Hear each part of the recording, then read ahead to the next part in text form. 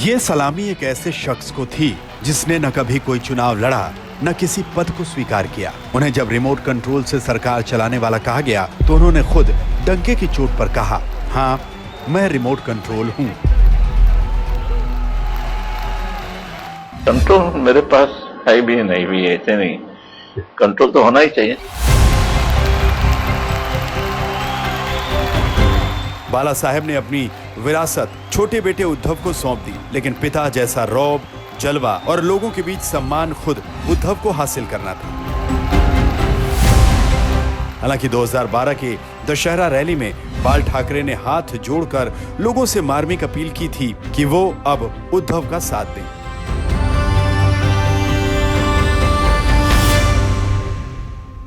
मला सांभाळलं, तुला सांभाळा, आदित्याला सांभाळा आणि महाराष्ट्राचा उत्कर्ष करून द्या, असेच मी आपल्या चरणी नतमस्तक होऊन प्रार्थना करेन। इमानाला महत्व द्या, आम्हाला नाही। लेकिन सियासत का गणित भावनाओं से कहां चलता है। बाला साहेब का 2012 में निधन हो गया और महाराष्ट्र में 2014 विधानसभा चुनाव के वक्त बीजेपी शिवसेना की 25 साल पुरानी दोस्ती टूट गई। उद्धव अटल आडवाणी युग की दुहाई देते रहे, लेकिन मोदी शाह की नई बीजेपी नंबर गेम को ज्यादा तवज्जो दे रही थी। उन्होंने जो पहला प्रस्ताव दिया वो प्रस्ताव ऐसे था कि अपने जितने सारे दोस्त हैं उनको आप 9 सीट छोड़ो, हम 9 सीट छोड़ते, चलो अच्छी बात है। फिर रहता है 270, उसमें हम 50-50 करते हैं, मतलब 135 बीजेपी, 135 शिवसेना। हालांकि स्थिति ये थी कि शिवसेना पिछले चुनाव में 169 सीटें लड़ी, बीजेपी 119 सीट लड़ी, 9 सीट हम कम करते तो हम 160 पर आते हैं, भाजपा 110 पर आता है। फिर ये अचानक ये नई बात कहां से आई कि 50-50, क्या मेरी पार्टी बड़ी नहीं है? अटल जी ने फोन किया था कि बाला साहब, मैं कैबिनेट बनाने जा रहा हूं, आप किसका नाम देंगे? अब तो मैं एक ही दे सकता हूं आपको। तो बाला साहब ने कहा था कि अटल जी, मुझे पता है आपको बहुत तकलीफ है, कठिनाई आ रही है, अगर आपको और किसी को एडजस्ट करना है तो मेरे लिए एक भी मिनिस्ट्री नहीं देना, पहले आप उस कुर्सी में बैठो। तो एक रिश्ता था। मेरा कहने का मतलब ये था कि आज तक 25 साल में जैसे गोपीनाथ जी थे, अब गोपीनाथ जी नहीं रहे, प्रमोद जी नहीं रहे, तो ये सारे दोनों लोग पूरे ग्रास रूट में लोग महाराष्ट्र में थे। उनको पता था, महाराष्ट्र की नस उनको मालूम थी कि कहाँ कब कैसे, वो सर्वे के आधार पर नहीं चलते थे। 2014 में शिवसेना और बीजेपी ने अलग अलग चुनाव लड़ा और बात महाराष्ट्र में कोर हिंदुत्व समर्थक वोटरों को नागवार गुजरी। बाला साहब की गैर मौजूदगी का ये पहला चुनाव है, महाराष्ट्र का पहला चुनाव है, और इसलिए मैं बाला साहब के प्रति अपनी श्रद्धा और आदर को व्यक्त करने के लिए शिवसेना के खिलाफ एक शब्द भी नहीं बोलूंगा। चुनाव में 122 सीटों के साथ बीजेपी सबसे बड़ी पार्टी बनी।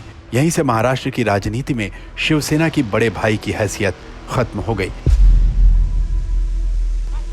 नतीजों के बाद हालांकि सरकार इन्हीं दोनों पार्टियों की बनी, लेकिन महाराष्ट्र की राजनीति में पहली बार शिवसेना का कद बीजेपी से छोटा हो गया। शपथ ग्रहण से पहले अमित शाह ने उद्धव को निमंत्रित किया और जिस बुझे मन से उद्धव ने कार्यक्रम में शिरकत की थी वो बता रहा था कि उद्धव बेहद निराश है। मी देवेंद्र गंगाधरराव फडणवीस ईश्वर साक्ष शपथ घेतो की कायद्याद्वारे स्थापित झाले आहे अशा भारतीय संविधानाबद्दल मी खरी श्रद्धा व निष्ठा बाळगीन।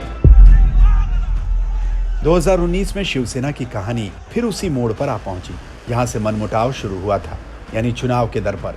इस बार दोनों पार्टियों ने 7 चुनाव लड़ा। बीजेपी को 105 तो वहीं उद्धव की अगुवाई में शिवसेना को 56 सीटें मिली। कहा जाता है कि उद्धव दोनों पार्टियों का 2.5 साल का मुख्यमंत्री वाला फॉर्मूला चाहते थे, बात बनी नहीं और फिर गठबंधन टूट गया। उद्धव न सिर्फ बीजेपी से अलग हुए बल्कि ऐसा फैसला कर लिया जो शिवसेना की विचारधारा से किसी भी सूरत में मेल नहीं खाता था। उन्होंने कांग्रेस और एनसीपी के साथ मिलकर सूबे में महाविकास अघाड़ी सरकार बना ली और नवंबर 2019 में मुख्यमंत्री बन गए। उद्धव बाळासाहेब ठाकरे कायद्याद्वारे स्थापित झाले आहे अशा भारतीय संविधानाबद्दल मी खरी श्रद्धा व निष्ठा बाळगेन। उद्धव के फैसले से एक तरफ शिवसेना के भीतर कुछ लोग नाखुश थे तो बीजेपी भी ऐसा मौका खोजने लगी कि उद्धव को सबक सिखाया जाए। बीजेपी को यह मौका दिया एकनाथ शिंदे ने। कभी ठाणे में ऑटो चलाने वाले एकनाथ शिंदे बाल ठाकरे के खास लोगों में रहे थे, लेकिन 2019 आते आते उनकी महत्वाकांक्षाएं भी सिर उठा चुकी थीं। दरअसल 2019 में उद्धव ने शिंदे को विधायक दल का नेता बना दिया था। उस वक्त माना जा रहा था कि शिंदे ही महाराष्ट्र के सीएम बनेंगे, लेकिन एनसीपी और कांग्रेस उद्धव को ही मुख्यमंत्री बनाना चाहती थी और उद्धव को भी पद आकर्षित करने लगा था। नतीजा, मई 2022 महाराष्ट्र सरकार में नगर विकास मंत्री और शिवसेना नेता एकनाथ शिंदे ने 39 विधायकों के साथ बगावत कर दी।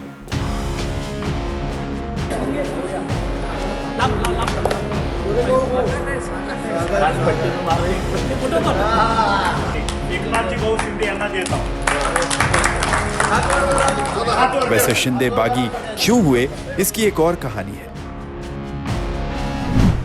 दरअसल शिंदे का आरोप था कि उनके लिए फैसलों पर सीएम उद्धव ठाकरे रोक लगा देते थे। उनके विभागों की फाइलें भी रुकवा दी जाती थी। उनकी पसंद की नियुक्तियां भी नहीं होने दी गई। उद्धव को देवेंद्र फडणवीस से शिंदे की दोस्ती भी पसंद नहीं थी।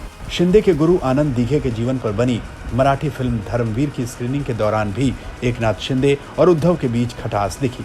जब बीच फिल्म से उद्धव चले गए, हालांकि उद्धव ने कहा कि दीघे उन्हें इतने पसंद थे कि वो फिल्म में भी उनकी मौत होते नहीं देख पाए, लेकिन माना जा रहा है कि उद्धव फिल्म में ठाणे की गलियों में कभी ऑटो चलाने वाले शिंदे के प्रमोशन से नाखुश थे। बहरहाल एकनाथ शिंदे ने उद्धव को जोर का झटका जोर से दिया। उद्धव कभी शिंदे को गद्दार कहते दिखे तो कभी मनाते दिखे।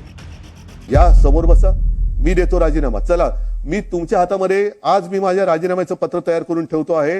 जे आमदार गायब आहेत किंवा त्याने गायब केलेले आहे त्यांनी यावं आणि माझ्या राजीनाम्याचं पत्र घेऊन राजभवनमध्ये जावं। मी का नाही जात, कारण मला कोविड झालंय।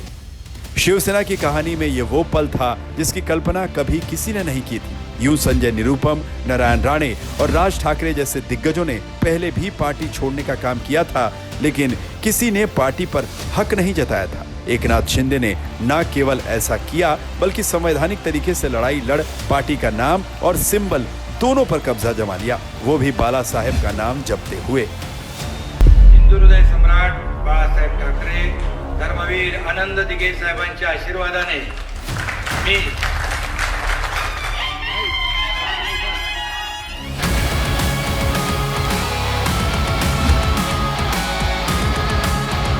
बहरहाल इसमें कोई शक नहीं कि महाराष्ट्र की सियासी जमीन को बचाए रखने के चक्कर में ही उद्धव ठाकरे ने बहुत कुछ गंवाया है। महाराष्ट्र विधानसभा चुनाव सिर पर है और अब उन्हें फिर एक बड़ा इम्तिहान देना है।